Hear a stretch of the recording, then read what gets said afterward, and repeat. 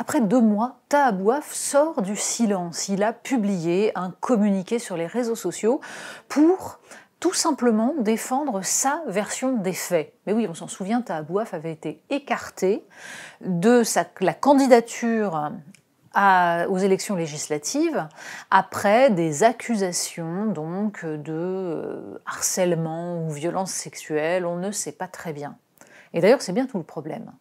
Parce que dans la lettre que publie Taha Bouaf, il explique que lui-même n'aurait jamais pu obtenir véritablement, tout simplement, la nature des accusations qui étaient portées contre lui.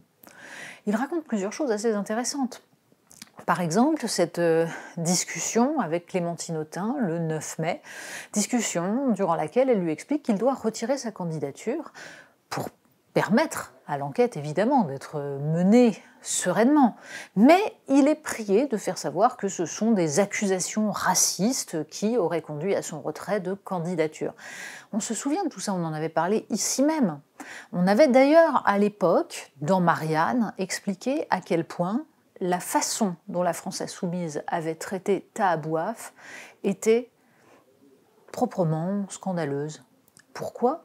Parce que on peut reprocher à Taha Bouaf ses positions idéologiques, on peut lui reprocher ses méthodes qui ne ressemblent en rien à du journalisme, mais beaucoup plus à une forme de militantisme assez agressif.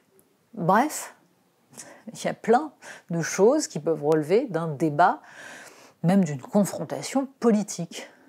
Mais le fait d'obliger quelqu'un à se mettre en retrait, lui faire perdre toutes ses fonctions, le mettre à l'écart, le clouer au pilori sur les réseaux sociaux, pour des accusations qui ne sont pas portées devant la justice et qui ne sont même pas mises au jour devant qui que ce soit, devant une quelconque instance. Il y a là quelque chose de profondément problématique. Nous l'avons dit et répété, la présomption d'innocence est un des fondements du droit, un autre étant le droit au contradictoire, le fait de pouvoir faire entendre sa version.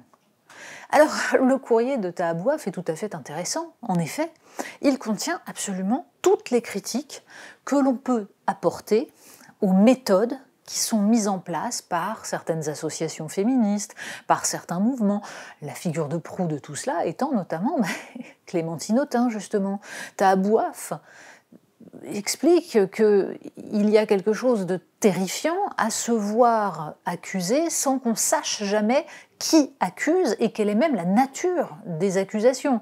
On croirait un procès soviétique. Il faut relire toute la grande littérature antitotalitaire pour comprendre ce que ça signifie pour un accusé de n'avoir même pas accès à son dossier, de ne pas savoir ce qui lui est reproché, alors même qu'on lui demande d'avouer. Et c'est bien ça qui se passe. Mais on peut regretter tout de même une petite chose. D'ailleurs plusieurs. La première, c'est que Taha Bouaf ne s'émeuve de ses méthodes que quand elle le touche lui. Et c'est vrai d'absolument tous ceux qui ont droit à ce genre de traitement, qui sont les premiers à considérer que la parole des femmes doit, en tout état de cause, toujours et partout, être considérée comme vérité vraie, sauf quand ils s'aperçoivent que ça vire au cauchemar. Parce qu'il y a une différence entre écouter, entendre la parole des femmes et la croire parce qu'elles sont des femmes. Deuxième point, la France insoumise, visiblement, réserve un tout autre traitement à Éric Coquerel. Et là aussi, ça pose un problème. En quoi la situation d'Éric Coquerel est-elle si différente de celle de Taha Bouaf ? Si ce n'est parce que lui occupe un poste important dans le dispositif de la France insoumise. Et du coup, lui ferait l'objet d'accusations scandaleuses, ce serait un montage de ses ennemis politiques. Mais pas Taha Bouaf. Et pourquoi donc ? Tout, en fait, dans cette affaire, dysfonctionne. Rien ne va.